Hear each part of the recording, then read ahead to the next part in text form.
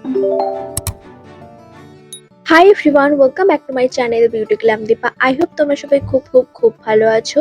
তো আজকে তোমাদের সাথে আমি শেয়ার করব এই একটা সুন্দর বিউটিফুল ইজি অ্যান্ড সিম্পল একটা লুক। আর এই লুকটা আমি স্পেশালি ক্রিয়েট করেছি সপ্তমী স্পেশাল মেকআপ লুক। আর এই লুকটা কিন্তু বাকি সব লুকের থেকে একটু আলাদা। তো চলো মেকআপ লুকটা স্টার্ট করি। তো আজকের ভিডিওটা কিন্তু আমি লিপস কেয়ার থেকে স্টার্ট করছি। বাকিগুলো কিন্তু আমি সবারই দেখাই যে স্কিন কিভাবে প্রিপেয়ার করবে। তো এবার আর দেখালাম না, তো এবার ডাইরেক্ট ওই মেকআপটা স্টার্ট করছি। তো আজ আমি ইউজ করছি এনওয়াইবি এর কালার কারেক্টিং প্রাইমার।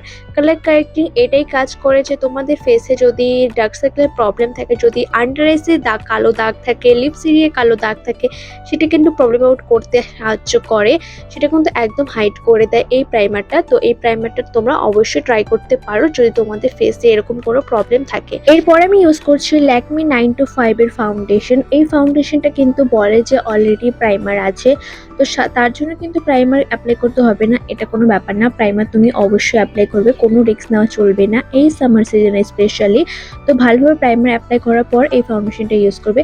আর ফাউন্ডেশনের সাথে কিন্তু আমি একটু লুমি ক্রিম মানে একটু গ্লোয়িং বেস একটা প্রোভাইড করবো, সেজন্য আমি একটু এনওয়াইবি এর এই স্ট্রোব ক্রিমটা অ্যাড করেছি। তো ভালোভাবে মিক্স করে দুটোকে অ্যাপ্লাই করলাম ব্রাশের হেল্প নিয়ে।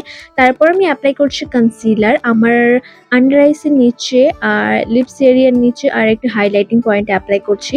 তারপর আমি ভালোভাবে সেম ব্রাশের হেল্প নিয়ে ভালোভাবে আমি ব্লেন্ড করব কনসিলারটাকে। আর খুব ভালোভাবে ব্লেন্ড করবো যাতে কোনো ক্রিজ লাইন না থাকে। আর সবার প্রথমে কিন্তু আন্ডার আই এরিয়াতে ভালোভাবে ব্লেন্ড করতে হবে, কারণ ওই জায়গাটা সবার থেকে আগে ক্রিজ করে। তো খুব ভালোভাবে ফটাফট দেরি না করে ভালোভাবে ব্লেন্ড করে নেবে। তারপর বাকি পুরো যে ফেসটা আছে ওখানে অ্যাপ্লাই করে নেবে, ভালোভাবে ব্লেন্ড করে নেবে। এরপর আমি অ্যাপ্লাই করছি লুজ পাউডার। এটা হচ্ছে মার্স কসমেটিক্স এর ব্যানানা লুজ পাউডার। এই লুজ পাউডারটা দিয়ে আমি ভালোভাবে ফেসটাকে সেট করছি, কনসিলারটাকে সেট করছি। আর আন্ডার আইসে আমি কিছুক্ষণ রেখে দেবো পাউডারটা যাতে সেট হয়ে যায় আর খুব তাড়াতাড়ি ক্রিজ না হয়, সেই জন্য আমি আন্ডার আইসে ভালোভাবে রেখে দেবো এটাকে 2 থেকে 3 মিনিটের জন্য। তারপরে আমি এটাকে ডাস্ট অফ করে নেব।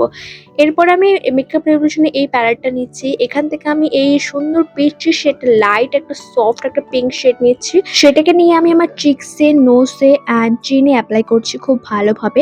আর আমি কিন্তু সবসময় উপরের দিকটাতে ব্লাশটা অ্যাপ্লাই করি, খুব সুন্দর লাগে।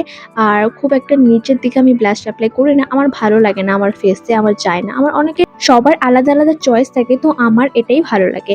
তো তারপর আমি অ্যাপ্লাই করছি সুগার কসমেটিক্সে এই কন্ট্রোর প্যালেটটা থেকে, মিনি ডিফোর্স কন্ট্রোর প্যালেটটা থেকে ফেসটাকে ভালোভাবে কন্ট্রোলিং করে নিচ্ছি।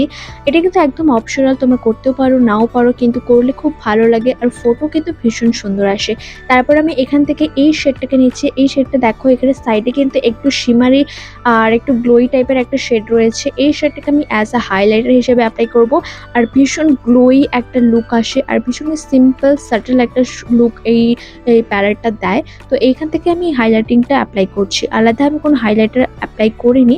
আর দেখো ভীষণ সুন্দরভাবে হাইলাইটিংটা অ্যাপ্লাই হয়েছে। আর এই প্যালেটটা কিন্তু আমি মিন্ত্রা থেকে নিয়েছিলাম, তোমরা কিন্তু মিন্ত্রাতে সেলে দেখতে পারো, অনেক কমে পেয়ে যাবে।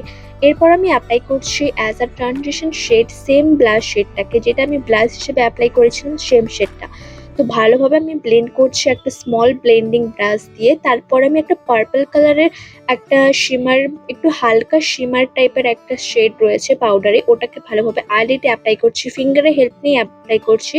তারপরে আমি আইসের নিচে যেগুলো ফল আউট হয়েছে, ওগুলো কিন্তু দেখা যায় না কিন্তু ফল আউট হয়, ওগুলো ভালোভাবে যেটাকে পাউডার ব্রাশ দিয়ে অ্যাপ্লাই করেছিলাম পাউডার, ওটাকে দিয়ে ভালোভাবে আমি ডাস্ট অফ করে নিয়েছি।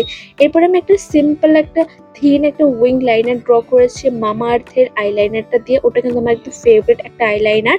তারপর আমি মাস্কারা অ্যাপ্লাই করছি।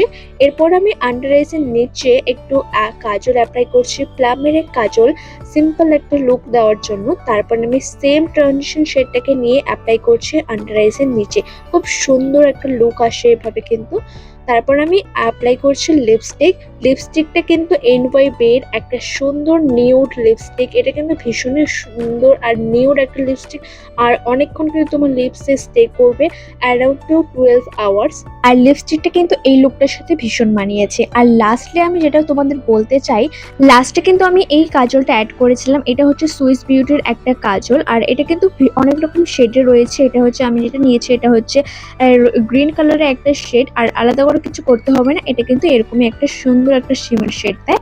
তো এটা হচ্ছে আমার ফাইনাল লুকটা যদি তোমাদের ভালো লেগে থাকে অবশ্যই একটা লাইক করো, কমেন্ট করো আর অনেক অনেক অনেক শেয়ার করো। দেখা হচ্ছে নেক্সট ভিডিওতে।